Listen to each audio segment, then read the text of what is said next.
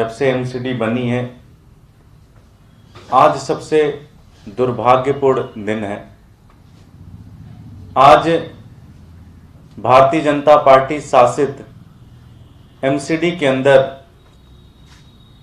तीनों एमसीडी के अंदर, चाहे वो साउथ हो, चाहे वो नॉर्थ हो, चाहे वो ईस्ट हो, तीनों एमसीडी के अंदर जो 1.25 लाख कर्मचारी काम करते हैं, आज सारे कर्मचारी पिछले कई महीनों से वेतन ना मिलने के कारण हड़ताल पर चले गए हैं। आज पूरा सिविक सेंटर जो साउथ और नॉर्थ का एक तरीके से एमसीडी का कार्यालय है, आज वहां पर मेयर के पीए से लेकर सुरक्षा में लगे जो गार्ड हैं वो सारे के सारे हड़ताल पर चले गए हैं। आज पूरी दिल्ली के अंदर हजारों लोगों को एमसीडी से जो जुड़ी हुई जो सुविधाएं मिलती हैं, एमसीडी से जुड़े हुए जो काम होते हैं, वो सारे के सारे ठप हो गए।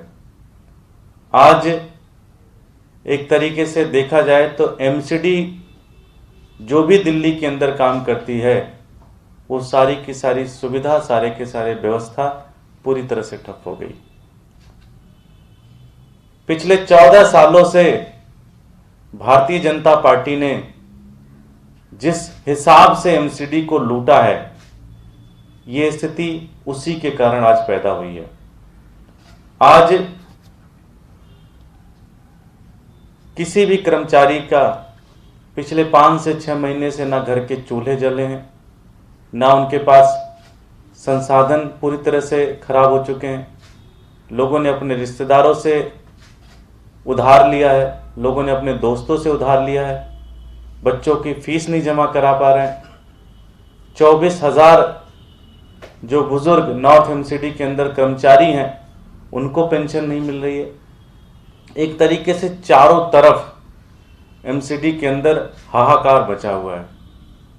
भारतीय जनता पार्टी ने इसको इस कदर लूटा है कि उसका जो सबसे बुरा प्रभाव पड़ रहा है वो दिल्ली की जनता के ऊपर पड़ रहा है और साथ ही साथ जो एमसीडी के अंदर जो कर्मचारी काम कर रहे हैं उनके ऊपर पड़ रहा है। ऐसा लगता है कि भारतीय जनता पार्टी इन कर्मचारियों को वेतन ना देकर एक राजनीति कर रही है।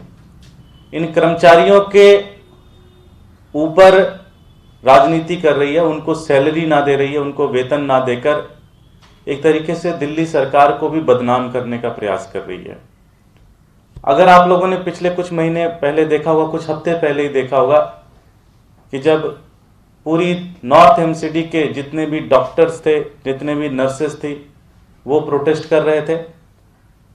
लगभग 1 महीने तक कभी वो जंतर मंतर पर हड़ताल पे बैठे हुए हैं, कभी वो अस्पताल के अंदर हड़ताल पे बैठे हुए हैं। 1 से 1.5 महीने तक उनको इधर से उधर घुमाया गया। फिर नॉर्थ एमसीडी और साउथ एमसीडी और वहाँ के मेयर गए और उन्होंने कहा कि जी हम आपकी सैलरी, आपका वेतन देते हैं। इसका मतलब यह हुआ कि कर्मचारियों का वेतन तो इनके पास है लेकिन ये देना नहीं चाह रहे हैं। इनके पास पैसे तो हैं लेकिन ये पैसे देना नहीं चाहते हैं। आपने देखा होगा कि कुछ दिन पहले आदेश गुप्ता जी के घर पर जब शिक्षक प्रोटेस्ट करने गए थे तो उनके पास शिक्षकों का जवाब नहीं था। वो कह रहे थे दिल्ली सरकार ने पैसा नहीं दिया, जबकि दिल्ली सरकार ने सारे पैसे रिलीज किए। दिल्ली सरकार के पैसे देने के बाद भी इन्होंने शिक्षकों को सैलरी नहीं दी। इसका मतलब ये होता है कि एमसीडी के पास पैसा है, भारतीय जनता पार्टी के पास पैसा है, लेकिन वह सिर्फ और सिर्फ राजनीति करना चाहती है। वो सिर्फ और सिर्फ उनका एक पूरी षड्यंत्र बना रहे हैं वो कि किस तरह से आम आदमी पार्टी की सरकार को बदनाम कर सके। आप देख रहे होंगे न जाने कितने पूरी दिल्ली के अंदर लाखों लीगल होर्डिंग लगे हैं, उसके पैसे कहां से आ रहे हैं। जितनी होर्डिंग लगी, अगर उसी के पैसे को कैलकुलेट कर लिया जाए तो मुझे लगता है कई हजार कर्मचारियों को सैलरी दी जा सकती है।